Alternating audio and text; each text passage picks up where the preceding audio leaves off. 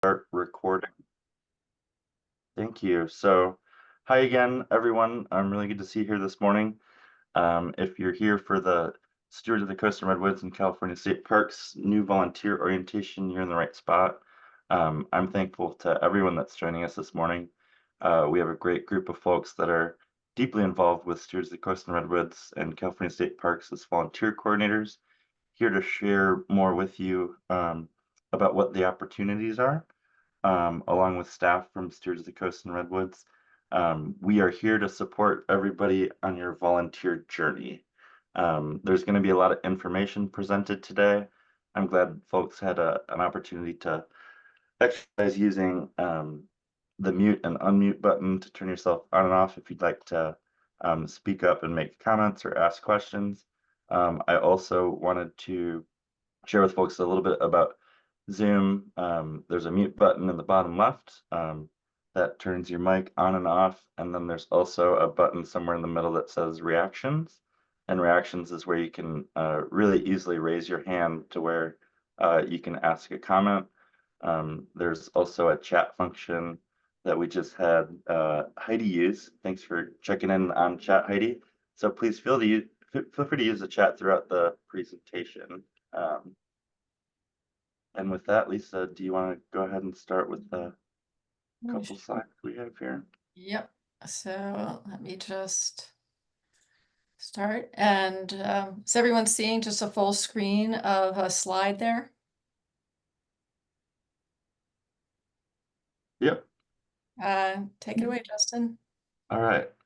So do you want to go to the next slide? So who is Stewards of the Coast and Redwoods? Stewards of the Coast and Redwoods is a nonprofit. Our mission is to protect the natural and cultural resources of Armstrong Redwoods State Natural Reserve, Austin Creek State Recreation Area, and Sonoma Coast State Park through volunteerism, environmental education, and stewardship for generations to come. Our vision is a vibrant, diverse community of people, programs, and partnerships that ensures the resilience of the lands and waters, sustaining all living things. We're a state park cooperating association and a co-manager. What that really means is that we do education in the parks that I mentioned as part of our mission. We also do visitor services and some operations in Armstrong Redwoods. We work really closely with California State Parks. We have a board of directors. We're currently recruiting for new board members if anyone's interested. We have a great group of staff that has grown back since the fires in 2020 and are supported by members and volunteers. We're really a highly leveraged organization, and we couldn't do what we do without the passion and avocation of so many people that care about the coast, that care about the redwoods. So we're really happy that everyone's joining us today, and hope you might lend some of that to support our work and our shared partnership with California State Parks. And with that, I think that's the only slide that I have. So I wanted to hand it off to Lisa Bader and introduce her. Lisa's wonderful. She is our program director, and she will share with you a little bit more and introduce other folks. So go ahead and take it away. Thank you, Lisa. Thank you very much, Justin. And good morning again, everyone, and everyone who just joined us. Thanks so much for sharing some of your Saturday with us to learn about volunteer opportunities, and to all the volunteer program coordinators and staff who are supporting us this morning. As Justin said, I'm the program director here at Stewards. I help develop and support our community education classes and events and all of Stewards' volunteer programs. And right now, I'm going to introduce Amelia, who is an essential part of our volunteer programs in the parks. She's a state parks volunteer coordinator. And Amelia, are you all ready? Yeah, I'm ready. Thank you, Lisa. Let me know when you want me to change slides. Thank you. I'm just going to talk a little bit about the Volunteers in Parks program, which is the statewide California State Parks volunteer program that you will be a part of if you decide to join us. Next slide, please. I wanted to introduce the California Department of Parks and Recreation a little bit to you. well, popularly known as state parks. And we're honored to provide access to parks and open spaces and contribute to a healthier and richer quality of life for Californians and for people all over the world who visit the Golden State's natural wonders. We have 280 state park units, and the department contains the largest and most diverse recreational, natural, and cultural heritage holdings of any state agency in the nation. More than 68 million people annually visit California's state park system. State park system lands protect and preserve an unparalleled collection of culturally and environmentally sensitive structures and habitats, threatened plant and animal species, ancient Native American sites, historic structures and artifacts, the best of California's natural and cultural history. Next slide, please. California State Parks' mission is to provide for the health, inspiration, and education of the people of California by helping to preserve the state's extraordinary biological diversity, protecting its most valued natural and cultural resources, and creating opportunities for high-quality outdoor recreation. With this slide, I wanted to orient you to the Sonoma Coast District, of which you will be a part. And it starts up at the top at Westport Union Landing State Beach. And there are 23 units all the way down to Sonoma Coast State Park, including Montgomery Woods, Navarro River Redwoods, Hendy Woods. And I wanted to mention that if you volunteer 40 hours in a year, you will receive a district-wide pass for the following year, so you'll have access to all of these parks. And then if you volunteer 200 hours in a year, you'll earn a statewide pass for day use in California state parks. Next slide, please. And this is just a graph to show how big of our volunteer program is in the Sonoma Coast District. This is 2023, so you can see that most volunteer programs are active in our busy season from Memorial Day to Labor Day, but we do have volunteer programs all year round, and we're very grateful for all the help that volunteers provide in our district. And thank you for being here today. You can always feel free to contact me for any reason. There's my phone number and my email address and my mailing address as well. Thank you. Thank you so much, Amelia.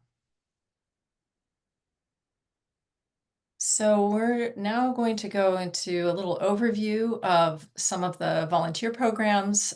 This is just a list of what programs occur in the parks. This is the list for Armstrong, and we're going to go into detail with each one of these programs today in this presentation. So you can see there's quite a lot.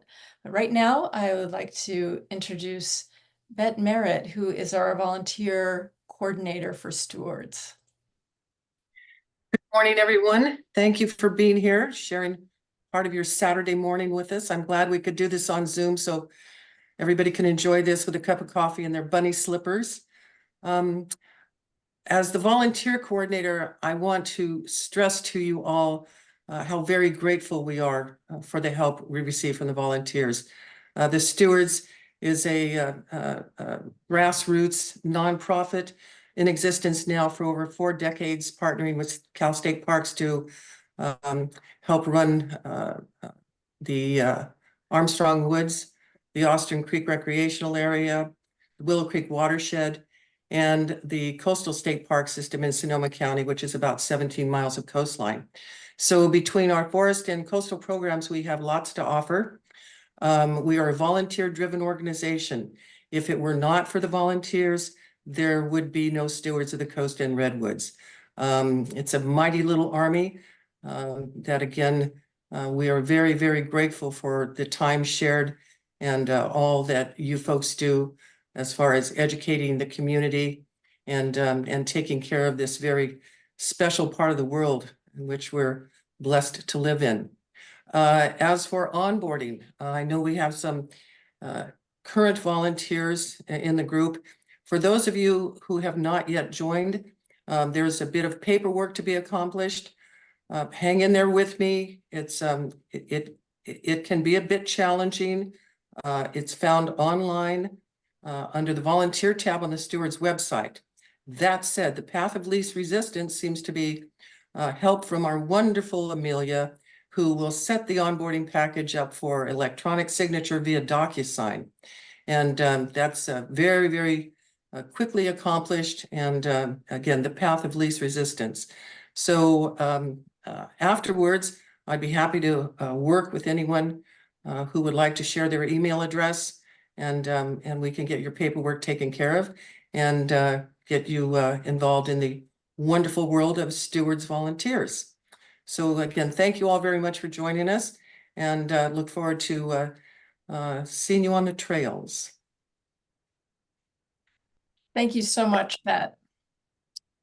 And we're very fortunate today to be joined by Ranger Alex. And sometimes when people think about volunteering, there's a question about, well, what does it really involve in terms of working with the public? And so thank you, Alex, for being here and giving us some tips about that. Are you still online with us? I'm still here.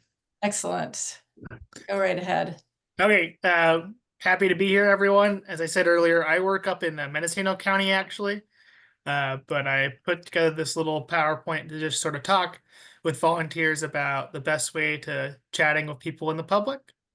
Go ahead and go next slide, Lisa. Thank you. So the first thing is just the first time you go up and you talk to someone. You always want to make sure you're starting your interaction with a warm greeting, introducing yourself. So something like, "Hi, my name's Alex. How are you doing today?" Or, "Good evening. I'm a volunteer with Armstrong Redwoods. I noticed you guys were looking at this trail sign. How can I help you?"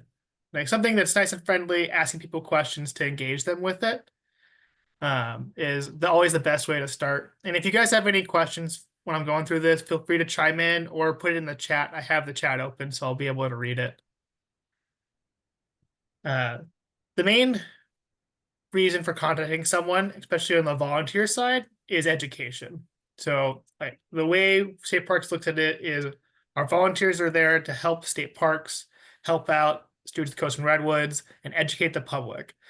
My job as a ranger is to enforce the rules. A volunteer's job is to just have a friendly reminder and a reason why the rule might be in place. So when you're talking to somebody, what you want to be looking to do is talk about why it's there. So why are the redwoods protected, right? They're an amazing tree species that's only found in these small locations. They are logged really heavily. We want to protect them. If you're on the coast, why are snowy plovers protected, or why are seals protected? Just giving them a reason why. And then next, what you want to do is give them an option where they can do the activity they want to do.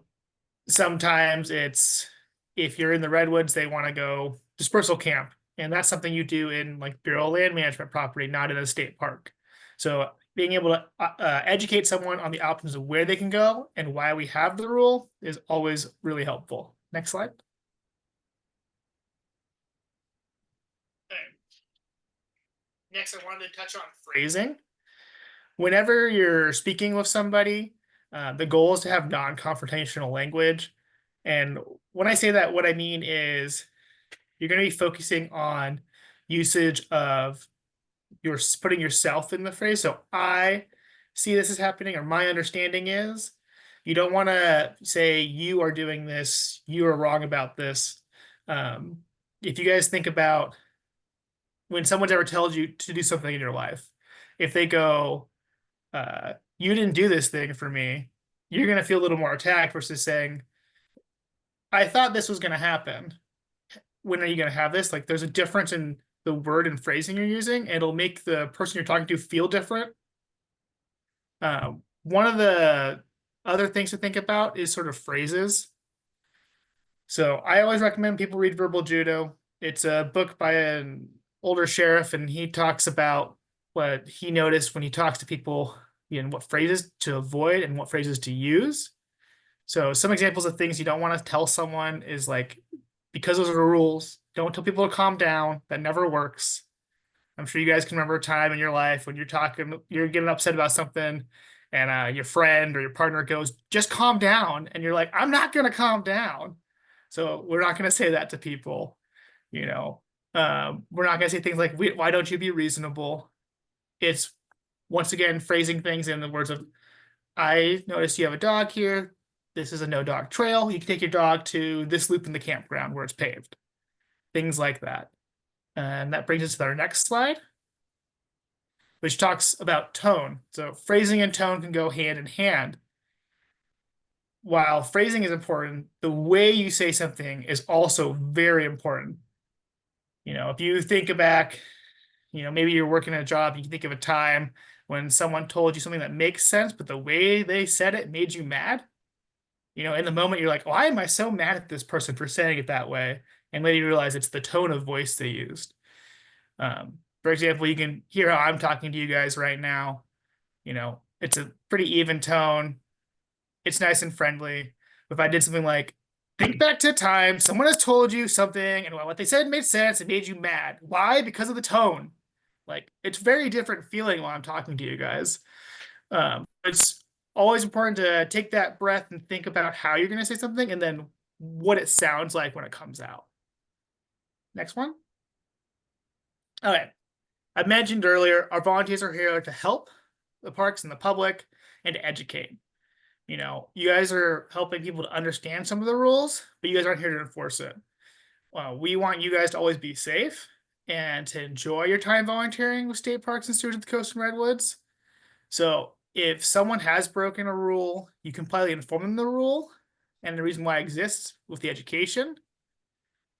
And then if they start pushing back or they're getting frustrated or agitated with it, don't take it personally, just walk away and you guys can call it in, right?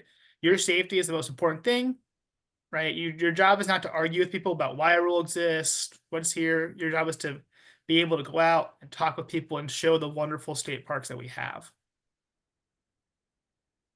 Okay, this is a slide about when to call dispatch.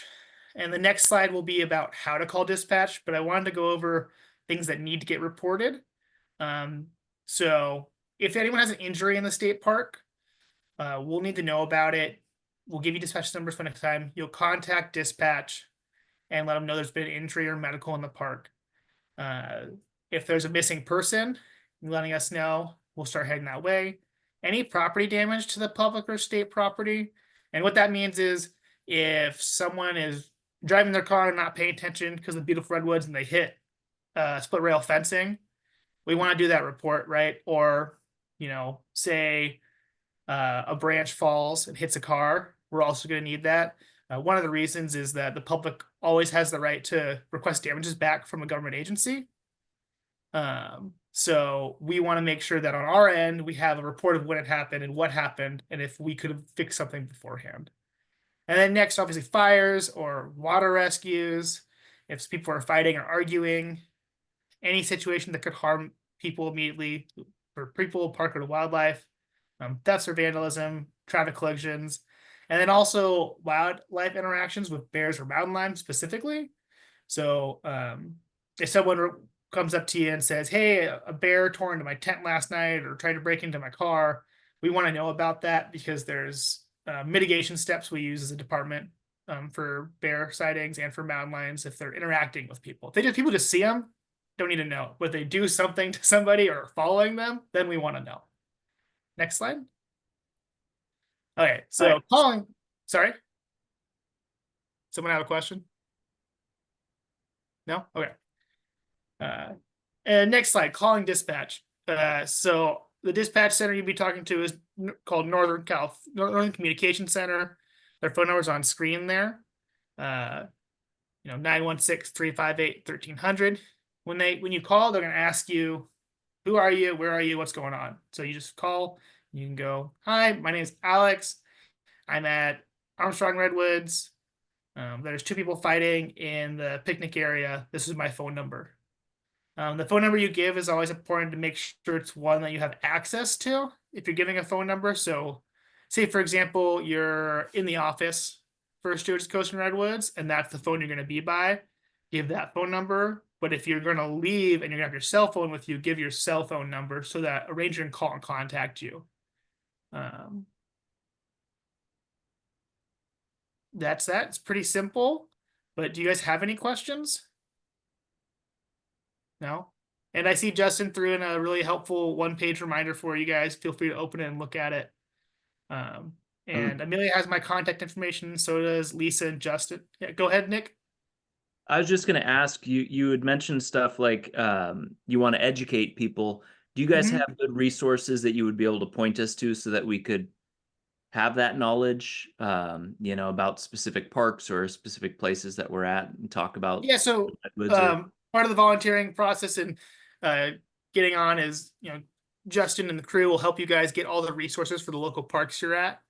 And if you ever feel like you want any more, you can always reach out to Amelia or myself, and we're happy to point you in our direction for history books or websites. I'm also going to share the volunteer handbook that has a brief list of rules and regulations to be aware of and a lot of information that's helpful just to start. Justin? I wanted to ask about the bear and mountain lion, reporting bear and mountain lions. So you only want it to be reported when it's a sighting of a live animal, right? Not scat or anything like that. No, yeah, live animal. So it has to be, it's a wildlife interaction. So what that means is you're hiking on the trail and the mountain lion follows you, or you're in the day use area and the bear eats your picnic lunch, that kind of stuff. If you just, you know, people see mountain lions or bears in the wild, that's fantastic. We want to have those species protected and have a space for them. But when they start interacting with people, that's when we need to know about it and monitor the situation. Sure. Thank you. Anything else? No? All right. Great Well, job. thank you Thanks, very Matt. much. Thanks so much for your time. Have a great day. Now we're going to go into some detail about our different programs, and Justin's going to start us off with our visitor centers. Hi again, everybody. Coming back wearing a couple different hats today. We have 2 volunteer coordinators for our visitor centers. The Armstrong Redwoods Visitor Center and the Jenner Visitor Center. And the volunteer coordinator for the Armstrong Redwoods Visitor Center is Kathy Moore, who wasn't able to join us today. And the volunteer coordinator for the Jenner Visitor Center is Linda Fisher. And if anyone's interested in pursuing this volunteer opportunity, they would help do training, education, and shadowing. So I'm going to go through a little bit of the what and why and the how of the Armstrong Redwoods Visitor Center and Jenner Visitor Center, and hoping Lisa can kind of just toggle back and forth between the 2 slides that we have for each of these. So on the screen right now is Jenner Visitor Center, which is in the little hamlet of Jenner by the sea. We have a small visitor center there that is right across from the gas station. It is generally open from 10 to 4 each day. It's on the estuary. It's a place where you see a lot of wildlife. It's a place where a lot of people stop to get gas or sometimes a glass of wine, or snack and a coffee at Cafe Aquatica. A lot of people use the parking lot at the Jenner Visitor Center to access the kayak ramps or some of the various hiking opportunities that are nearby. In terms of how many people come in and out of the Jenner Visitor Center, it's not so many thousands of people as the Armstrong Redwoods Visitor Center, so it's a little bit quieter in there, and a lot of times the most frequently asked questions are related to navigation and what to see where related to their trips up and down the coast, and they also get a lot of questions about where to camp. So people will come in and share things that they've seen on their journey up and down the coast. Volunteering the Jenner Visitor Center, as well as the Armstrong Redwoods Visitor Center, is really about contact with the public and providing information. So it's talking to people. We also sell education and nature related merchandise. So there's a retail component to it, and you learn a lot when you're working at Jenner, you can also usually do things like read a book as well, since it's a little bit slower paced, at least during the week. Can you go to the Armstrong Redwoods Visitor Center? So the Armstrong Redwoods Visitor Center, Armstrong is a destination into and of itself. Between the two visitor centers, we get about 90,000 people that walk through the doors each year. And the volunteers hand count each of those people that come in and out the door. We have a much higher visitation to the Armstrong Redwoods Visitor Center. We also have more merchandise there, and just so many people that come in looking for information from all over the world that want to know what they can see, what trails that they can go on, and what's appropriate for them. You know, a lot of people want to know about redwoods, and that's the whole reason that they come to the park. We've started to receive a bit more visitation since Muir Woods went to a reservation only system. And as you can see with the banana slug shirts, we have retail inventory there that we sell that goes back to support the park. The number one question at the Armstrong Redwoods Visitor Center is, where's the bathroom? It's right behind the visitor center. And this is a really good opportunity for people that like to talk to people. So if you've ever worked a service job, if you've enjoyed bartending, you know, at home or in a professional setting, if you just like to chat to people and find out where they're from and get a little glimpse of their story, and help provide them information, this is a really good opportunity for you. You don't need to know everything related to the park. You don't need to know everything related to redwoods. We have all sorts of different trainings related to those things, and you can also just learn on the fly.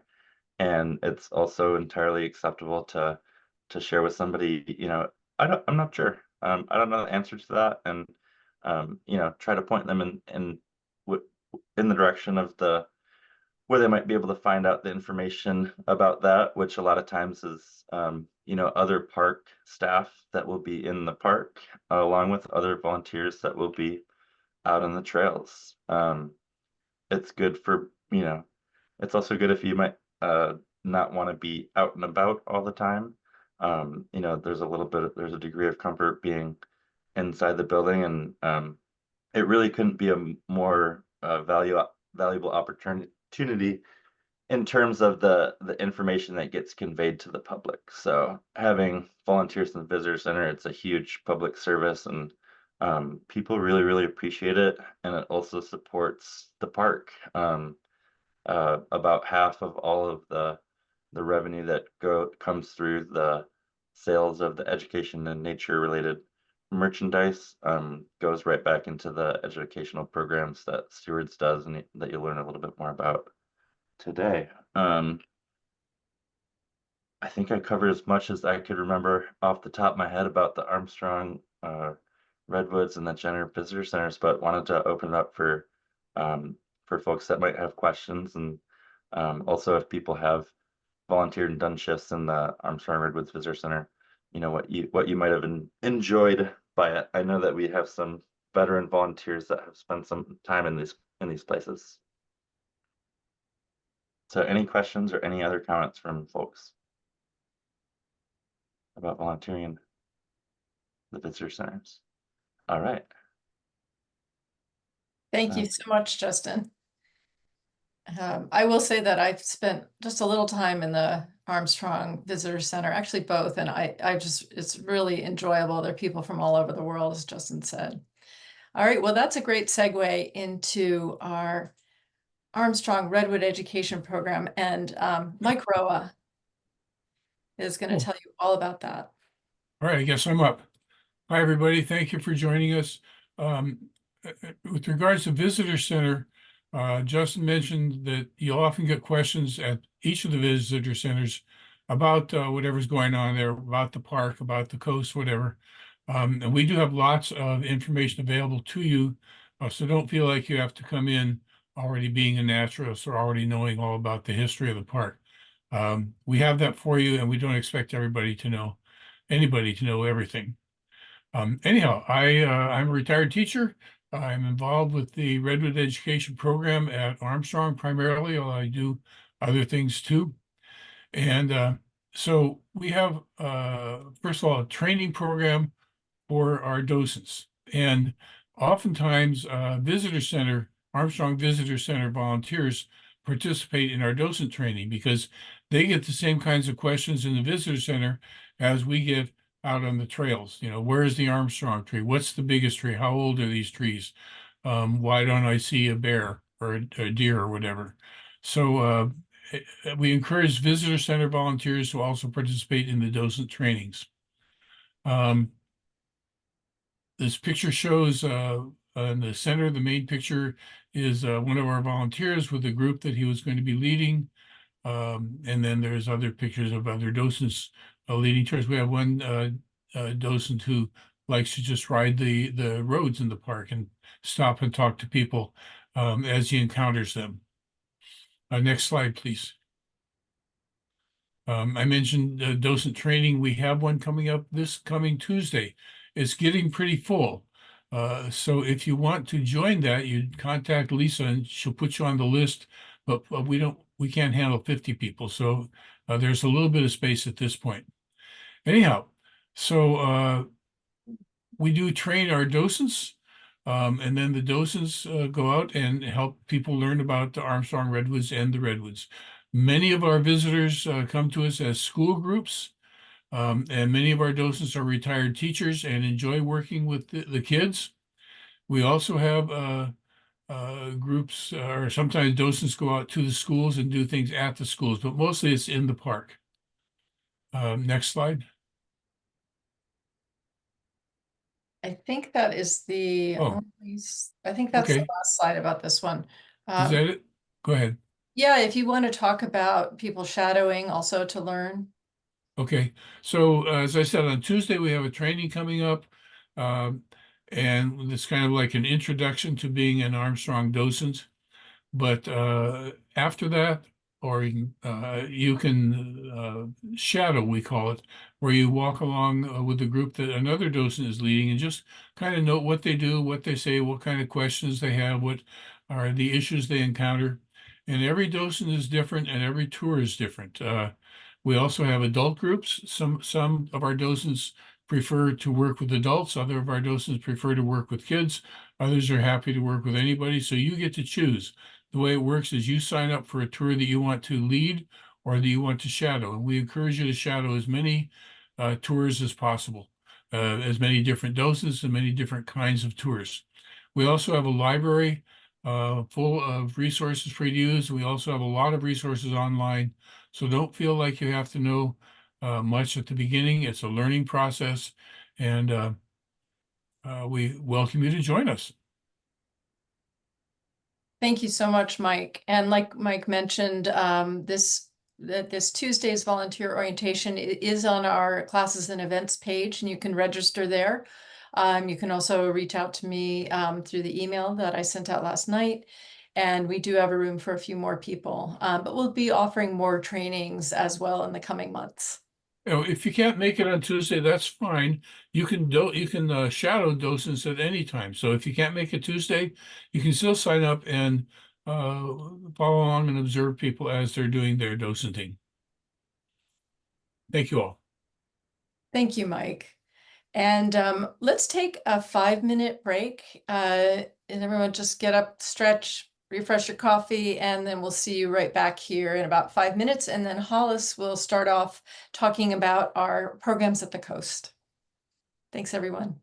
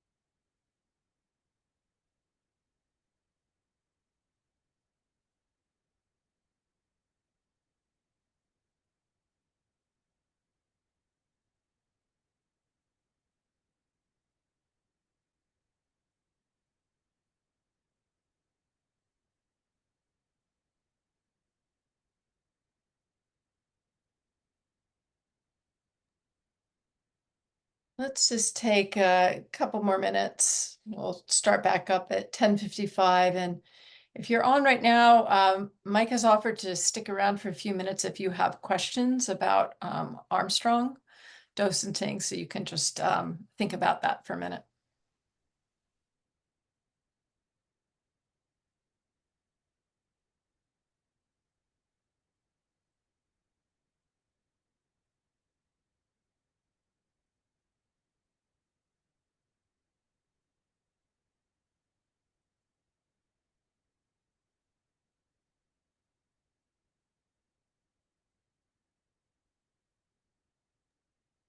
Lisa, I'll take that time question regarding Armstrong. Go right ahead. Why don't we wait till people are back, because other Oh, people okay. may have the same question. Got it. Sounds good.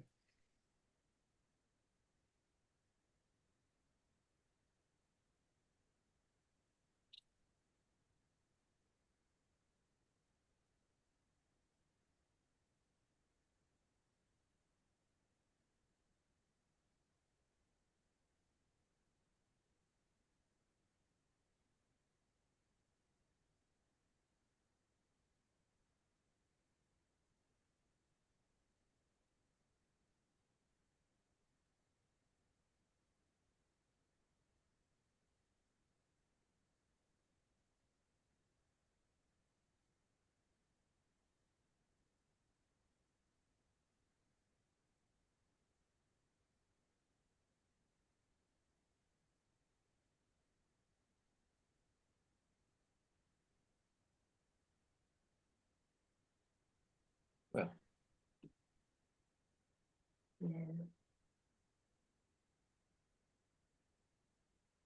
Okay, well, while people are arriving back at their chairs, Mike has offered to answer any other questions about docenting or our Armstrong Redwood education programs. Go ahead, Mike. Well, there was a question about time commitments. I can't speak to all the programs, but for the Armstrong Docent Program, we work at you sign up for whatever tours you're interested in helping to lead. So it's what, if you could do one a month, that's great. If you can do one a week, that's great. Some of our docents, volunteer frequently and some not so frequently. A typical tour is about 2 hours, and the vast majority start between 9 o'clock and 10:30. Most of them just go the trails up to the picnic area or to the Armstrong tree, take about 2 hours. But sometimes people just want somebody to walk along with them, so that could be a shorter amount of time. So it's whatever you are available for. And we have a schedule that you access through your computer, and you say, yeah, I want to sign up for that tour that's coming up on September 15th at 10 o'clock in the morning. I see it's a school group. I like working with school groups. Or I want to sign up for that one that's on September 17th. It's adults. I don't want to deal with first graders. I'll just deal with adults. So it's a volunteer situation, and you sign up for what you want. And the same thing goes for the shadowing. Although I encourage everybody to shadow every kind of group and a variety of docents. But as far as Armstrong is concerned, we're happy to have you help us any way and any day that you can. Any other questions?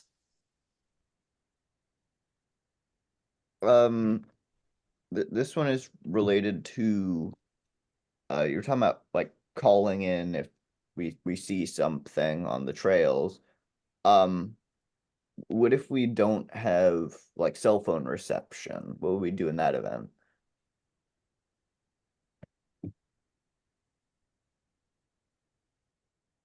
That is a great question, and if something's happening that you need to report, the best thing to do would probably to go back towards the front of the park. There's Wi-Fi there. There's a public Wi-Fi there, or if you have, and there are also people there that you could report to that have access to landlines.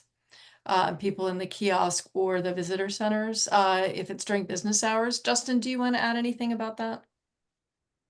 I would just add too that for some of our programs like Sea Watch, we have radios that we use for communication as well. But generally you'll be close enough to relay the message or know where to go, which is where staff are in the at Armstrong in the kiosk,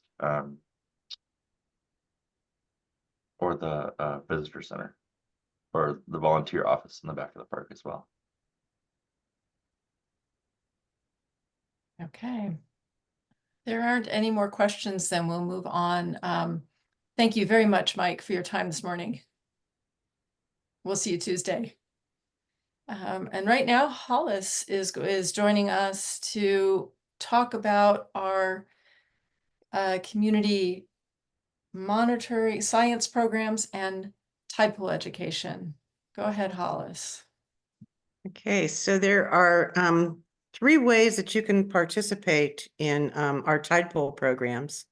And first of all, I want to preface this by saying that our objective is to show both students that come out from our tide pool education program. We have classrooms that come out for field trips, and we also have rovers which go out for a couple of hours to any beach that they choose, as long as we know when and where they're going. And it's to show people how to explore these areas with their own safety in mind. So ocean safety is one aspect of it. And then also with respect for the animals that are living there. It's a the intertidal is a very, very difficult neighborhood, a very challenging neighborhood for these animals to live in. And they have to deal with a wide range of temperatures, both wet and dry, changes in salinity. There's it's a dog eat dog world out there. There's they're eating each other. And so the last thing they need is disturbances that we're causing to them. And so we're showing both students and families that are out there on the weekends how to explore this area with minimal impact to the creatures that are living there as well. Our tide pool education program, we have school groups that come out. This is generally during the spring months because low tides in the spring are in the mornings. We already have 12 or 13 field trips scheduled for next spring already. We meet the classrooms, the buses come in, or cars, we meet them in the parking lot, do a short safety and tide pool etiquette talk, and then walk down the sandy beach to the rocky intertidal.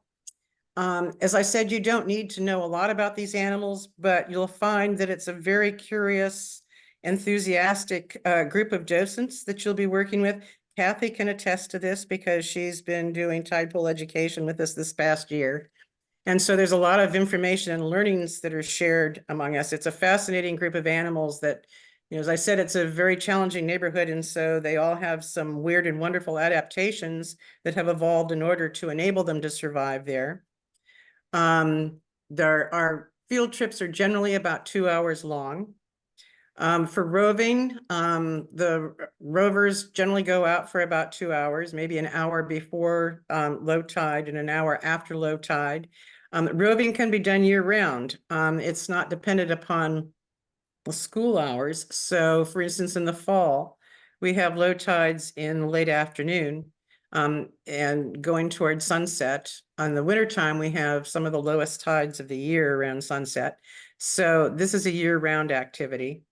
For both roving and our tide pool education, we encourage you to shadow experienced docents, and you can shadow as often as you like before going out on your own. I'll check in with you to make sure that you're comfortable and before assigning you to a group on your own, but you always have the support of experienced docents around you as well. We also have a tide pool touch table, which was built for us by the Marine Lab. And the touch table is not, enables visitors to different events like the North Bay Science Discovery Day or Fish Fest, which happens in the springtime at Bodega Bay. You don't need a low tide, you don't need to get your feet wet, but you can be introduced to some of the animals and algae from this area. Again, you don't need to know everything about them because you'll always be working with experienced docents that will support you and can help you find answers to what you're looking for. It's just a fun thing to do. It's a very, very special area that we're very fortunate to have right off of our coast. If you look at a map of the United States, there are only there's 3,000 miles between coasts like ours, so that we're very fortunate to be there. Another interesting thing that's going on right now, or has been going on for the past 10, 12, 15 years, are the implications of a warming ocean and climate changes. And so we're starting to see differences in the populations of these animals too. So this gives you an up-close view of adaptations. We're seeing some evolution in real time. There was the sea star wasting syndrome about 10 years ago. And the ochre stars, which used to be like weeds out there, they were so plentiful, completely disappeared. And they've made a comeback, but they're actually mutants. It's a mutant gene, which is helping them adapt to warmer waters. And so even though some of the population is changing out there, it's an opportunity to view some of these things in real time, which I didn't expect to be able to do at this point. I always thought that these things took longer to happen. So are there any questions about any of the tide pool programs?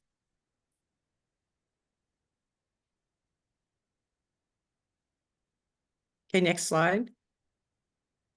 I do have a quick question, Hollis. Oh, yeah. You mentioned getting your feet wet or not getting your feet wet. Are the docents wearing rubber boots or waders or Rubber boots. rubber boots? Now, some of us, I've always worn old trail shoes, but I have some orthopedic problems, and so I can't afford a fall. And so some old trail shoes that still have some waterproof, qualities to them, I find have a better grip on the rocks. The rocks are covered with algae, and then also we don't want to step on the algae because it's slippery. And so we want to protect ourselves, but also a lot of these animals hide under the algae when the tide goes out because it helps them keep cool and moist. And so we don't want to crush any of them either. So yes, boots are recommended. Thank you. Are there any other questions? Is Kathy still here? Kathy, would you like to talk about some of your experiences? Hi, I am, sure. It's honestly the most fun I've had in years. I spent from, I guess, February to the end of the spring with the classes, and every single class I saw something new that I hadn't seen before, and I've spent a lot of time in this world. Like 99% of the kids are fantastic, and the ones that aren't, you don't really have to be around. It's the teachers are there for that. It really is a ball, and I think what I like the best is watching kids who have never really spent much time out there just get so excited about something they'd never seen before, and then really, like, it's all inhibitions are gone and they're just totally engrossed. I love it. It's a ball. Yeah, one thing is that we don't have any responsibility for discipline. That is up to the teachers and the chaperones. And so our job is to interpret and to guide. We don't have a set curriculum in most cases. And the reason why is that we want to provide an experiential experience for these kids. We want them to develop the curiosity on their own, which when left to their own devices or with a little bit of guidance kind of comes naturally. There are always those kids that are fascinated by nature. And the really exciting thing is seeing those that maybe have not caught the bug. Suddenly the light goes on. You see light go on and they're suddenly just hooked. There was one kindergarten teacher that sent me a note a few years ago, and she said, this is a lot to organize. And I remembered why I do this the other day. She says, little Johnny was in her class all year. Her field trip was in May, and he hardly spoke a word. And she said, we were afraid of getting back out of the intertidal zone before the tide came in because he had to stop and look under every single rock. and had lots to say about everything. We've also experienced this with some autistic children that have come out that supposedly do not interact with humans, but are excited about the animals and so are really enthusiastic and have lots of questions. It's an amazing experience. Last year, as Kathy mentioned, there were some that because of a Pathways grant that enabled some schools that could not otherwise afford the transportation cost to get out to the coast. We had a number of students that were experiencing the ocean for the very first time. And for kids that are growing up in the Sonoma Valley or Santa Rosa and have not experienced the coast, this is really a thrill for us. It's like opening our eyes to seeing these things for the first time as well. So it's really quite an experience. Next slide, please. Okay, so we have a pinniped monitoring program. We're under contract with Sonoma Water, who has responsibility for managing the Jenner estuary. And we have monitoring shifts running from March through October. They are scheduled for every 2 weeks. The schedule is for a Tuesday, but you have your choice of actually going out on either Tuesday, Wednesday, or Thursday. It's a 4-hour shift that you could begin anytime from 8:30 to 12:30 in the afternoon. We want to avoid high tides because there are fewer animals that are resting on the sandbars out there. You do counts. You also, of the pinnipeds of the harbor seal colony, you also record any disturbances that you might observe. And the estuary, the Sonoma Water also has responsibility for when the estuary closes, the sandbar closes, and the town of Jenner is in jeopardy of flooding. They have responsibility for doing a mechanical breach. And so we will do a survey the day before the breach and the day after the breach as well. So this is a solitary activity in most cases.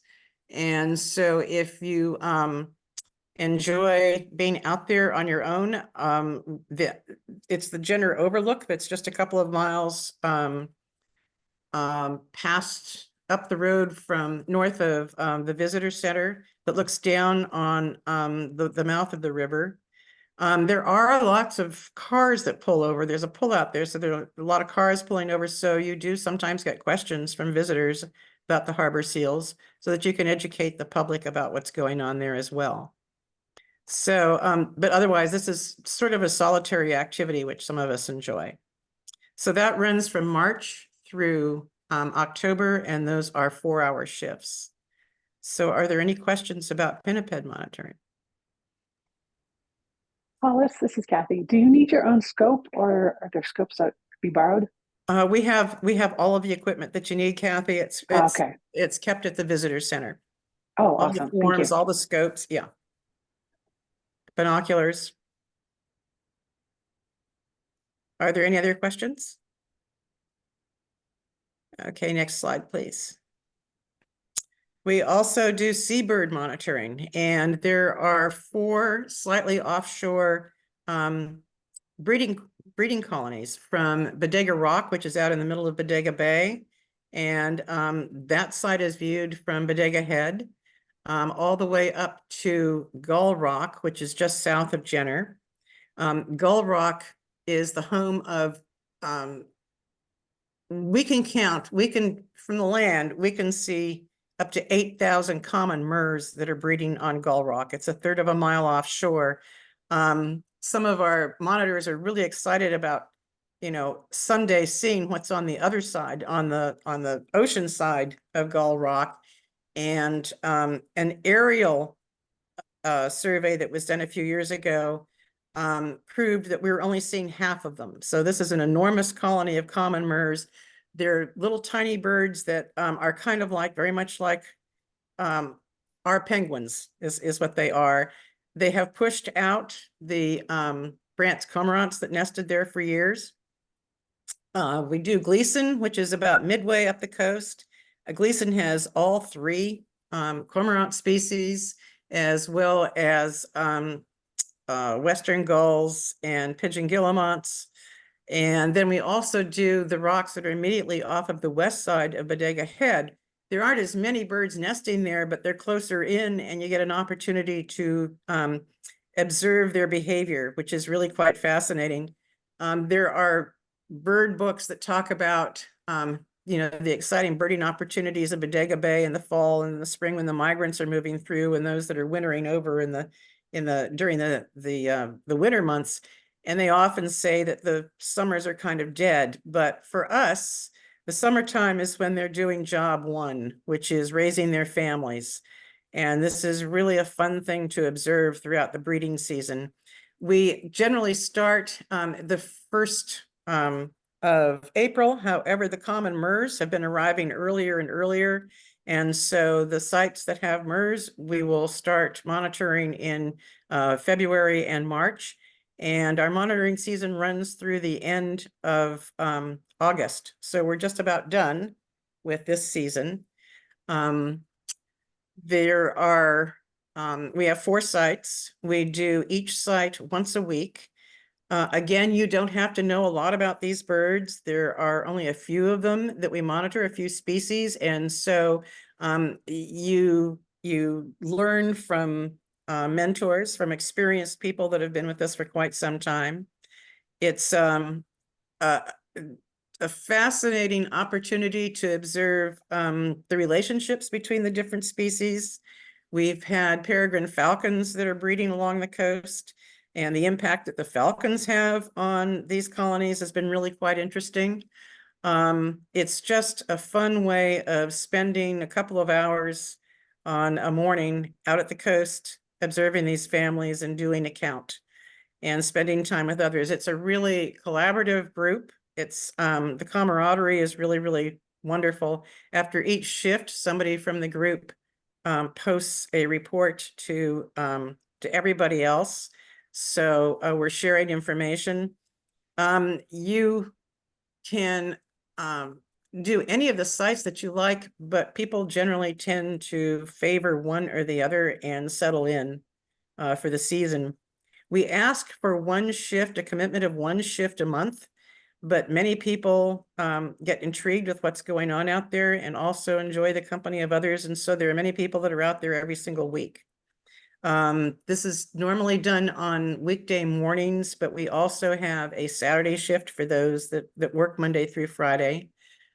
We supply all of the equipment. It's kept in a locker at the Salmon Creek Ranger Station.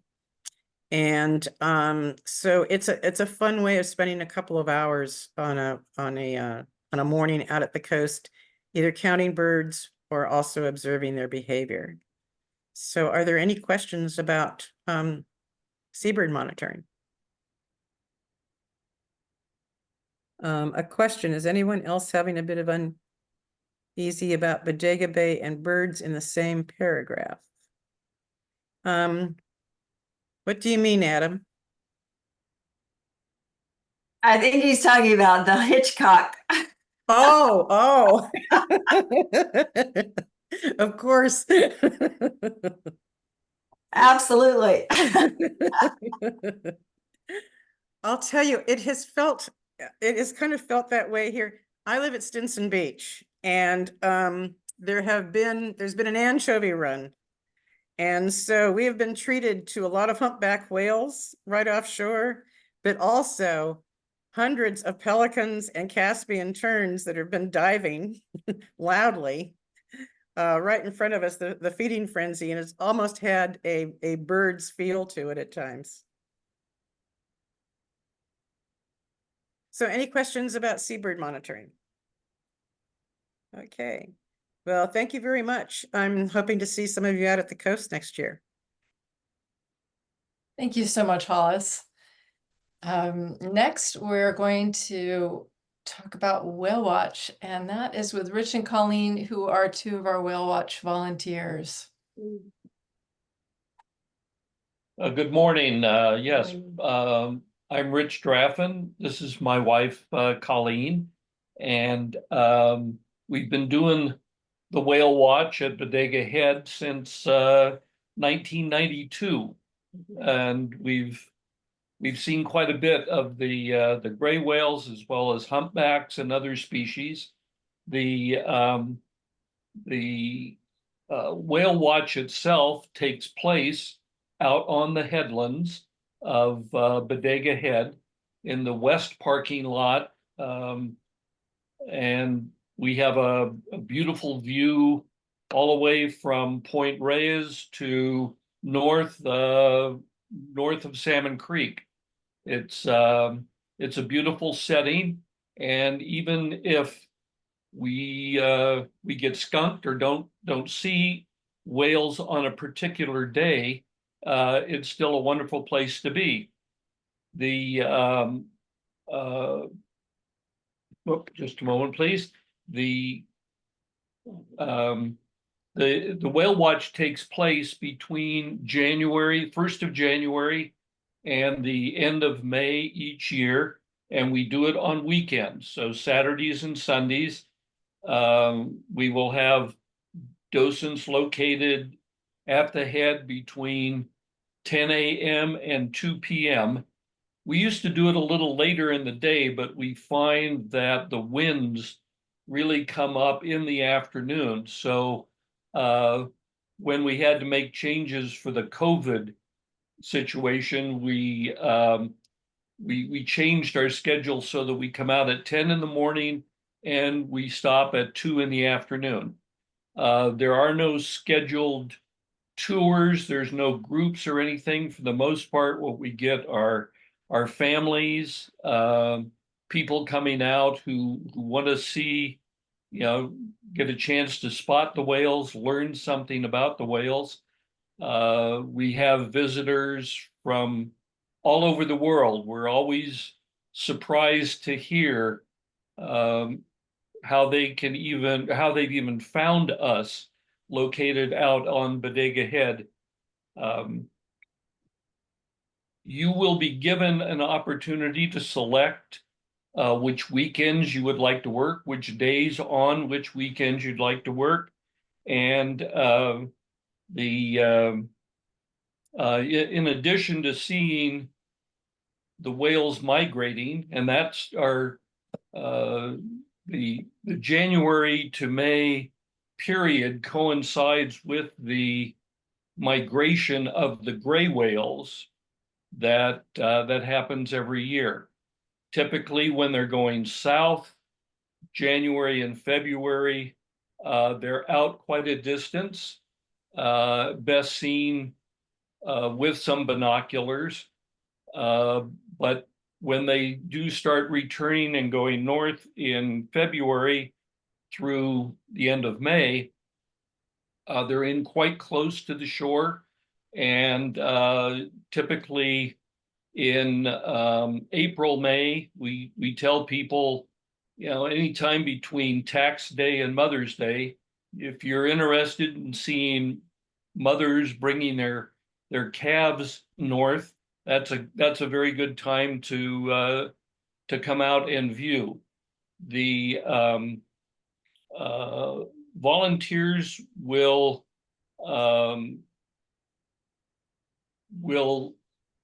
come out, will check in with a coordinator. There will be a day coordinator in charge each weekend, and you're asked to come, check in with them. You'll be given a green vest to wear that'll help identify you to the public. We have information cards that we do pass out to the public as well as use ourselves. They have a lot of facts about the gray whales and some pictures and other information. Let me interject one thing too. If for any reason, but particularly weather, that we need to cancel, we will contact you. The coordinator of the day will contact you so that you don't come out needlessly. But even if it's not very nice weather, it can be very interesting to be out there. So it's your choice. Yeah, we see, in addition to the gray whales migrating past, we will occasionally see humpbacks.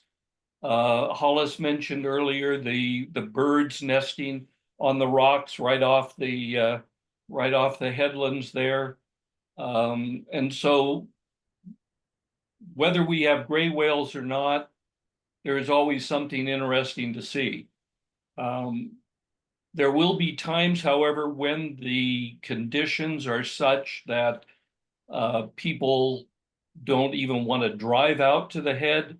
And if they do, they're not even interested in getting out of their car because the weather or the wind. When we get to that type of a situation, quite often we will cancel or shorten the day, and but people will get credit for the full 4 hours if they have come out and volunteered to work. In addition to getting a vest, you will be, as a new volunteer, you will be partnered with one of the experienced volunteers that have been doing it for some time. And that's really the best way to learn a lot about the whales and the migration. We will have a training class in the fall prior to the 1st of January. At that time, we'll discuss a lot about the whales, their migration, and you'll be given an opportunity to sign up for particular weekends you would like to you'd like to come out.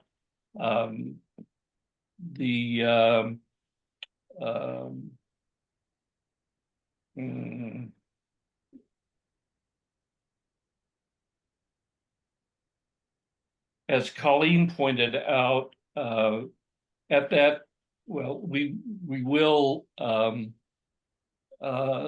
notify you if the conditions are such ahead of time that we know it's not going to be a good day. So we will need to have, telephone, email access so we can let you know at the last minute.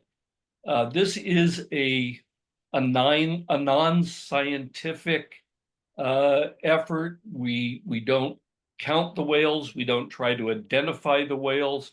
We simply try to assist our visitors, the public, in seeing the whales, locating their spouts, answering their questions.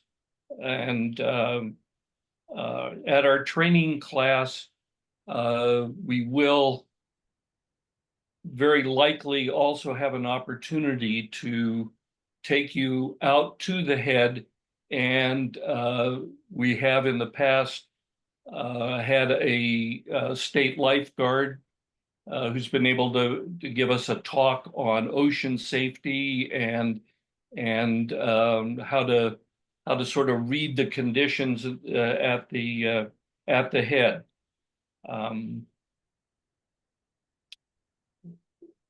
We don't have any limit on number of volunteers for a particular day.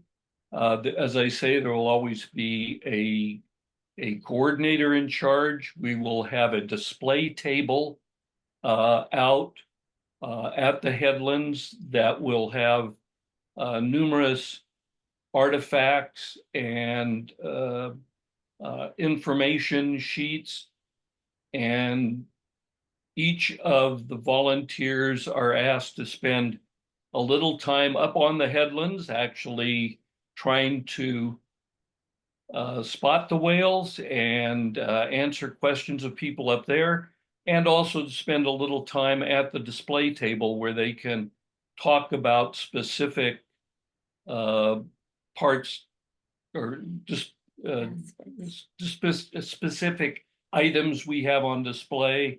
And yeah. Okay, so well, does anybody have any questions about Whale Watch?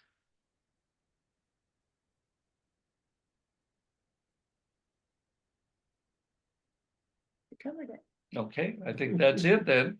Thank you so much for your time and also all your years out there helping with Whale Watch. And I'm glad that Rich mentioned about the specific orientations. Just as a reminder, we do specific orientations for almost all of our programs in some on Zoom, some hybrid, and in person. So you'll always get more training as well. Thank you so much, Rich and Colleen. Now we're going to move on to Seal Watch with Claire. Hi, everyone. Can everybody hear me okay? Yes. Yes. All right. I had some audio problems earlier. So hello, I am out here at the Jenner boat ramp at the Jenner Visitor Center setting up for the day. So Seal Watch operates from March until about Labor Day. We are out here to educate, inspire, and protect the population of harbor seals out here. There's specific harbor seals. There's a nursery at the mouth of the Russian River in Jenner. And that means that there's moms and pups. So moms give birth to their pups on the beach and raise them out in the water and up the river behind me. We saw a couple of harbor seal heads poking up a few minutes ago. So they're still out here and they are loving life. As Seal Watch, we have two locations. We are on Goat Rock Beach out near the mouth of the river, which is where the seals haul out. And we are also at the boat ramp up here. And at the boat ramp, we have a display table with skulls, pelts, some other information. And our job is to educate and inform kayakers, boaters, and people that might be traveling out to the mouth of the river in a vessel. We just don't want them to get too close. We also want them to know that this amazing population is here in our own backyard. We want them to go see them and check them out because it is such a cool thing that we are so lucky to have. On the beach, our job is similar. We do set up ropes and stakes to protect that population. The Marine Mammal Protection Act ensures that we have it's 150 feet safe distance from these animals. So we set up ropes to keep any visiting populations, any people that want to come out and see the seals at that safe distance. Our volunteers on the beach have binoculars, information pamphlets, talking points, and that's all in order to better inform visitors and inspire them to help protect this awesome population. Seal Watch was actually the founding group of the Stewards of the Coast and Redwoods, and we were formed in the early 80s as the Russian River was being polluted at the time, and a group of women in the community realized that that might affect our harbor seal nursery. So we are continuing that legacy and really aiming to protect and inspire this amazing natural resource and the population of seals that are out here. As you can tell behind me, it's a pretty beautiful and surprisingly hot day out here on the water. And the beach is equally gorgeous. So there's a lot of draw, not just in protecting these animals, but being out on the beach. Our shifts are on the weekends. They're about 3 to 4 hours long, depending on which location you're in. And at that point, you might either be on your own or you might have a couple other members on the beach or at the boat ramp with you. We do have trainings in early spring. And then we have meetups at one of the local coffee shops just to touch base, come up with ideas, and kind of bond as a program and community. So I think that's all that I have. I'm out here with one of our volunteers, Erica, today to talk to kayakers, as there are a lot out here today on the river because it is so pretty. So if anybody has any questions, I'd love to try to answer those now, and then I'll probably hop off to get back to work. And if you ever have questions about Seal Watch, please feel free to reach out. Our season is coming to an end at about Labor Day, so this is the second to last weekend. And then we will start up again in March. So if you're interested in joining our email list, you can contact me or Bet or Lisa, and we will add you to the Seal Watch group so you can be appraised and updated when we are getting ready to meet for the next season. Thank you, guys. Thank you so much, Claire. And it's very exciting to see you out there, right, live on shift. Yeah, hope you have a great day out there. Next up, we have our Stewards Volunteer Trail Crew, and Rich has some slides to share. So I'm going to stop sharing. Hello, everyone. And Rich, do you want to share your deck of slides? Thank you.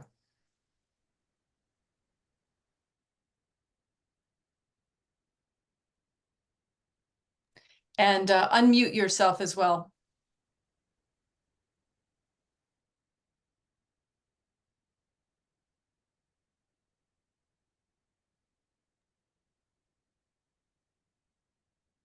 Rich, you might want to unmute yourself there. How's that? Perfect. Okay. I can operate a chainsaw or work outside, but put me inside a building and I'm lost. Anyway, my name's Rich Lawton. I've been with Trail Crew for 19 years, and before that, I had a 30-year run as a state park ranger with California State Parks. Anyway, Stewards of the Trail Coast, we have a little mantra, and that is be safe, no injuries, and have fun.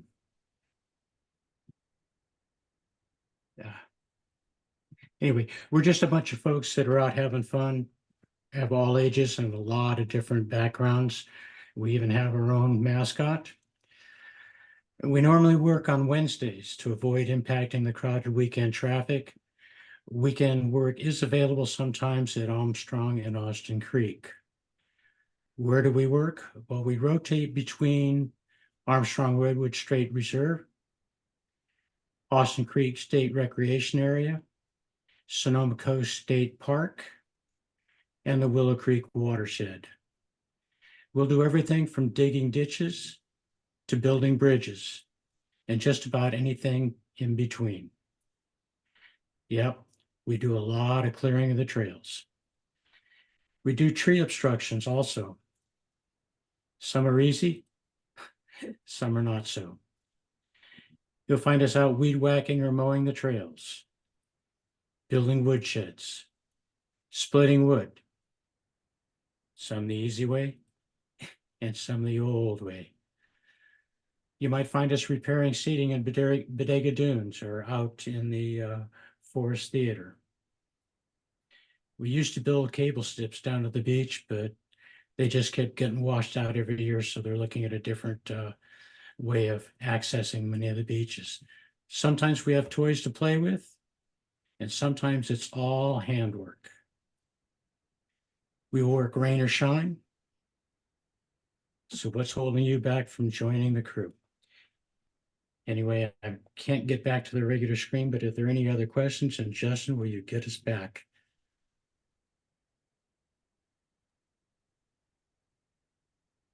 Find your little button that says stop share. Yep, you got it. I found it. It was up at the top, not at the bottom. Anyway, anybody have any questions about Trail Crew? All right. What's your favorite cookie? Oh. We have we do have a lady named Flora, and she volunteers with the Trail Crew. She bakes cookies for us. So every lunchtime, we have a fresh batch of cookies. Chocolate chip and macadamia nuts are my favorite. Those are pretty good. Nothing like a really good cookie after a long day with the Trail Crew. Next up, we have Lori, and I'm going to share my screen again. And just want to make sure, let's see. Okay. Lori, you're on Pond Farm. Okay, thank you. And thanks to all of you for joining us. I promise to be brief. I'm going to switch gears a little bit here because this is a more cultural experience that you would be involved in as a volunteer. In case you don't know it, we have an official National Historic Site right here in the park. It's just a few minutes up the road from Armstrong Woods, known as Pond Farm Pottery. It was the home and studio of a Bauhaus-trained ceramicist named Marguerite Friedlander Wildenhain. She was acclaimed in Europe, German Jewish potter, but was forced to flee the Nazi regime in 1940 and ended up in Guerneville in 1942 at an experimental arts colony here. The colony didn't last, but Marguerite stayed on. She opened up her own pottery studio and taught and worked there until her death in 1985. Thanks to really hard work over a lot of years of many people, Pond Farm Pottery received National Historic Landmark status in December 2023. So our docent tour program is intended to spread the word about Pond Farm Pottery and to share this really important and moving story of Marguerite Wildenhain. We do this through regularly scheduled public tours of the site. The barn you see here in the middle is one of the 3 buildings on the site, one of the 3 structures. And the tours take place once a month, every 3rd Saturday, from May through October. The 3rd structure actually on the site is used by the Artisan. We do private tours throughout the year, which can be arranged through the talking to me or the website. The tours generally last about 2 hours, and we have between 2 and 4 docents on each tour, depending on the size, the numbers of people who signed up. We also do, at those tours, we have a throwing demonstration. We invite former students of Marguerite's to come and talk about their studying with her, the summer workshops they participated in. And they use one of the original kick wheels to demonstrate throwing a pot. One of our docents is a potter as well, and we've connected with other local potters in the area who are interested in helping to bring back clay work to Pond Farm. So if you like the idea of volunteering with Pond Farm, but you don't think that you're the interpretive guide sort of person, there are lots of other ways to be involved with our program. There's an adventure pass, 4th grade adventure pass education program. You can see pictures on the slide of some kids who are up there earlier this spring. And our docents help with that piece of the program. Or you could work independently on our archival or oral history projects that are ongoing as well. If gardening is your thing, there's always restoration work to be done on the site. And one of our priorities is to redevelop the really extensive gardens that Marguerite Wildenhain had planted and cultivated over the time that she spent on the property, more than 40 years. There's no specialized or prior knowledge necessary to become a docent for Pond Farm. We have a very extensive docent manual that's chock full of information on the land, the history, and the life of Marguerite Wildenhain. We provide a script for you to follow if you're leading the tour, and we encourage everyone to keep reading and adding to what they know. As Mike pointed out earlier, every tour that we give is unique because of all the different perspectives of the docents and the knowledge that they are gathering constantly. The best way to get to know, to have a feel for the job is to shadow the tour. So we encourage you to come and do that. And we have a volunteer tour next week on the 30th. Welcome to join that. The story of Pond Farm includes the history of art movements and art education, the social history, women's history, Jewish history, and how the life of a single artist and teacher still ripples throughout the world.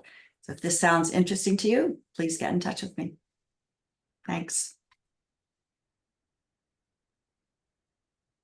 Does anyone have any questions about Pond Farm?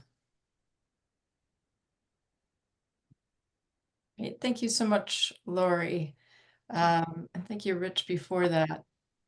We're going to go, I'm going to stop sharing now, and Amelia is going to walk us through a very brief look at the state parks paperwork to become a volunteer. That's the end of our program overview for right now, but she'll give you what some of the next steps are. Thank you, Lisa. Welcome. Can everybody see my screen?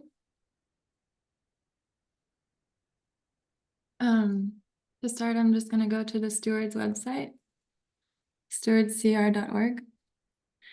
And if you go to the volunteer tab, the first thing that comes up is volunteer opportunities. If you click that and scroll down, there's a link to the new volunteer onboarding packet. And this is a great packet that Justin put together with all of the information you need to know about onboarding. There's a welcoming paragraph at the beginning. One of the first steps is to have a conversation with Bet, who is also here at this meeting. There's a number here that you can call her. And then the paperwork which, as she mentioned before, we are willing to help send it via DocuSign electronically, which will come directly to your inbox and you can fill it out and it'll come right back to me. Or if you'd prefer, the paperwork is attached to this onboarding packet if you want to print it out and fill it out and scan it, or fill it out digitally. That also works. And you can also just meet up with Bette in person if you'd rather have it printed and meet at the office. So this first page is the application to let us know a little more about you, but also just having a conversation with Bette is fine, and we can move on to the rest of the paperwork. And then this page is to pre-fill the rest of the paperwork. If you do use this onboarding packet, I'll just show by typing in my name here. This just pre-fills the rest of the forms. And this form is the volunteer service agreement, and it's the most important piece of the paperwork, along with the duty statement. And as a California State Parks volunteer, you are covered as if you're a department employee or workers' comp if there happens to be any kind of injury while performing volunteer service. And you're also covered by tort liability. Say, for instance, a volunteer leaves a rake across a trail and a visitor trips, that would be covered under tort liability. So there's a place to sign down here and a place to put your emergency contact information. Periodic evaluation summary, no worries about this, just leave it blank.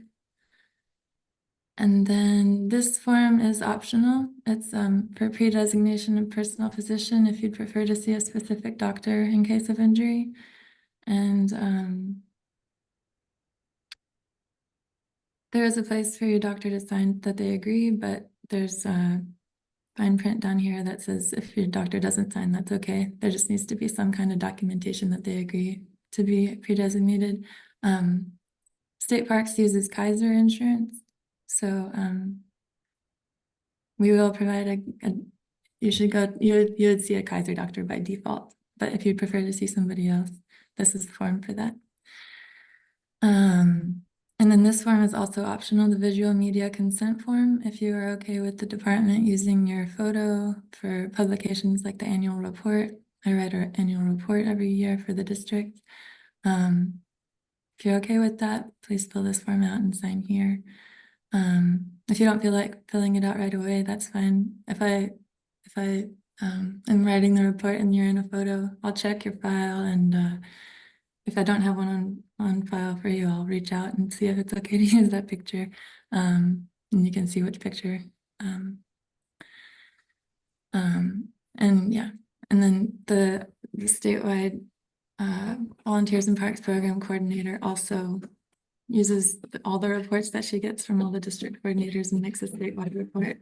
And she also checks for these forms on file. So if you're okay with that, that's what that form is for. And then the duty statement is another very important piece of the paperwork, which must be attached to the volunteer service agreement. So if you go back up to the first page, there's a link to the volunteer forms here,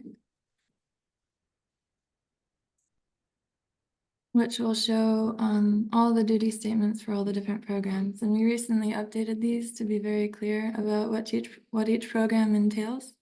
So I would recommend reading through it before deciding on a program.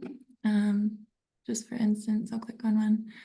It lists the duties and responsibilities, time commitment, training, and there's a place to sign down here. And you can sign as many duty statements as programs that you wish to participate in. And then I just wanted to briefly show you, if you go down to the last checkbox here, there's a link to volunteer resources. And if you scroll down to number 2, there's a link to the volunteer handbook. It's really short, concise, 14-page volunteer handbook. And there's a couple pages that go over stewards and the relationship between stewards and California State Parks that kind of clarifies it if you're interested to know more about that. And there's also the volunteer standards of conduct from headquarters in Sacramento for the Volunteers in Parks program. There's a nice little map of our district, and all of the parks are listed that are in our district. And a little bit more about recording hours, which I'll go over in a second, and the programs. It's a pretty useful little guide. I also just wanted to point out here a little more information about workers' comp if something does occur. Of course, no work is so important that it should be undertaken in an unsafe manner where injury may result. But when it happens, it's important to report it as soon as possible. And even if it's a tiny little scratch or cut or burn, please report it. We have a little form for a report of minor industrial injury. And then if it's something more serious, then you would want to seek medical help right away, and please inform dispatch if that happens. So there's more information about workers' comp here.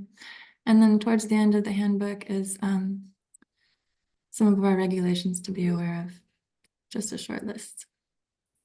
Okay. And then back on that first page of the onboarding packet, there's a link to the portal that California State Parks uses to keep track of volunteer time.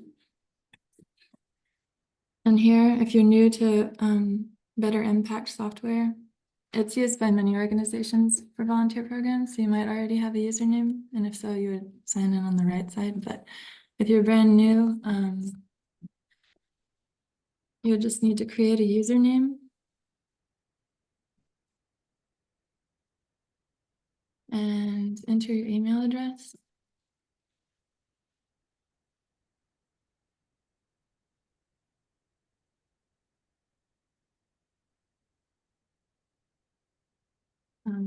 There's a little warning, and if you have the same email address as a spouse that's also volunteering, that's fine. It'll just pop up a little warning, but it's okay to use the same one. And then just save and continue. Did I do a typo?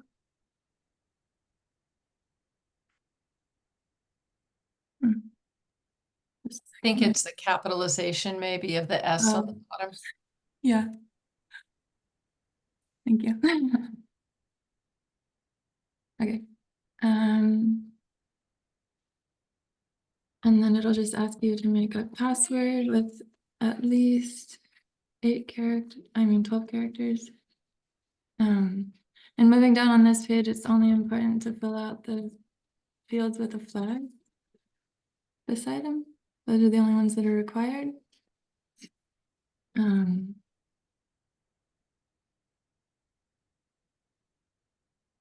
Let's fill this out real quick. And 5460. Please enter at least one phone number. And then these fields are all optional. And then your birthday.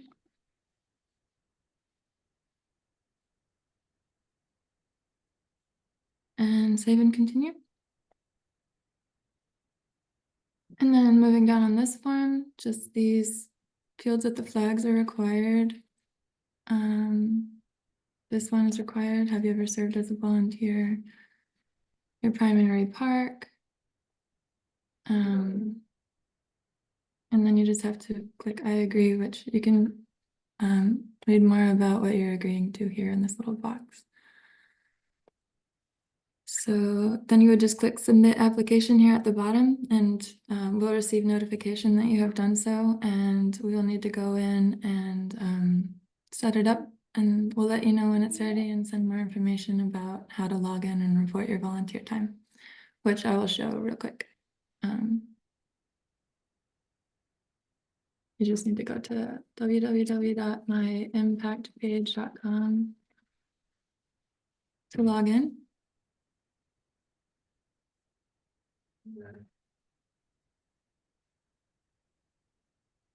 And the homepage will look like this. It has a breakdown of your hours here on the homepage, and there's also a news section. And I try to keep upcoming things here in the news section, like this is what we're doing right now. And then this is for the Armstrong docent training on the 27th. There's some more information here in the Stewards mission statement. But if you go to the hours tab here at the top,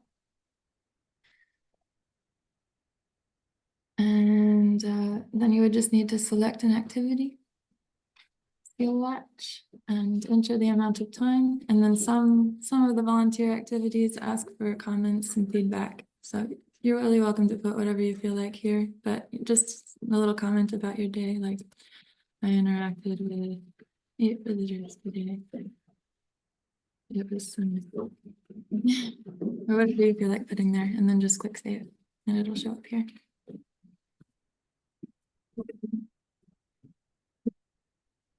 So I think that's about all I have. Does anybody have any questions about that?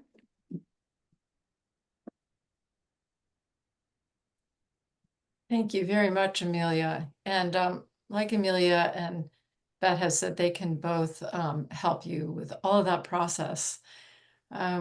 We just have maybe, I'm just going to share my screen again, and I'll just go right back to where we were with just a couple more slides. So ways that you can help stewards. You just good. Oops, so sorry about that. It went away. Let me go back again.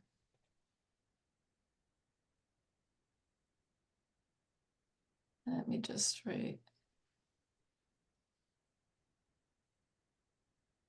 Okay. Ways that you can help stewards: donate, spread the word, become a member. We have a membership program. Obviously, volunteering is part of that. Consider becoming a board member or a committee member. Volunteer at our special events, corporate volunteer workdays and matching programs. Share any of your other talents with us. We have an e-newsletter that goes out about every couple of weeks that has information about just all our programs and also upcoming classes. And we have lots of community classes and events, and especially a lot of exciting things coming up this fall. So you can just keep checking our website for that on our events page. And won't you join us? I just want to bring Bet back in here again, if you want to say any last words, Bet. Wow, that was jam-packed and information-filled. Thank you, everyone. Thank you especially to all of the program leaders. Those folks are all volunteers also, a most dedicated and knowledgeable group of people. And hopefully you folks that are joining us and considering volunteering will have found a program or programs that are of interest. Amelia and I are here to help you. We want to make your effort in joining us as easy as possible. Please do not be intimidated by the paperwork. I know there was a lot of information passed on with regard to recording your volunteer hours, et cetera, but one step at a time. And again, we are here to help. So as far as volunteering is concerned, the first hurdle will be the paperwork. We're here to hold your hand. There's a number of ways you can accomplish that. First of all, if you haven't explored the Stewards website, excuse me, please do so. Wonderful information there. There's a volunteer tab that'll talk more about our programs. And also under the volunteer tab is a link to the onboarding package. That's the paperwork that Amelia was reviewing. I'll be very frank with you. Many people find that challenging at best to complete online, myself included, when I first volunteered. So if you are tech savvy and can accomplish that under the volunteer tab and complete that onboarding package, good for you. If not, Amelia will set that up for a DocuSign package. So you can complete it electronically. And that seems to, frankly, be the path of least resistance.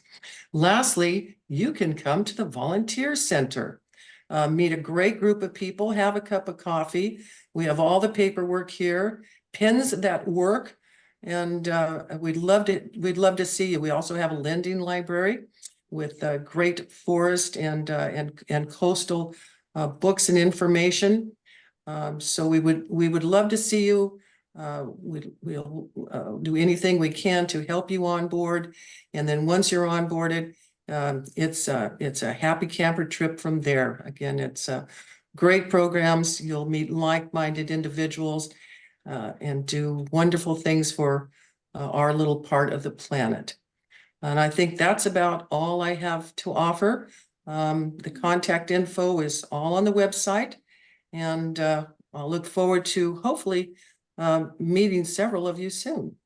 Thanks again for being here with us. Thank you, Bet. And we will post a link to this training on under the volunteer resources, a link to our YouTube page, which also has many recordings of orientations over the years too. If you want to get a feel for some of the specific orientations, you can watch those as well. I also want to say that if you join us as a volunteer, there's an email group for each program that we have, and that's a place where people really build a sense of community, sharing resources with each other, observations in the field, information, all that kind of thing, information about shifts. So that's another neat way that we build community through our programs. And I just want to see, Justin, do you want to add anything here? Just to say thank you to everyone for joining us today, taking a couple hours out of your weekend to be with us, and we hope we hope you'll join us. It's a lot of fun, and the best way to get out there and get on board is to just shadow programs that you're interested in. So we hope that you'll do that. Yeah, thank you, everyone. And if anyone wants to stay on and has any other questions, I'm happy to hang around for a few minutes. If you don't, I hope you really enjoy the rest of this beautiful day, and hope we see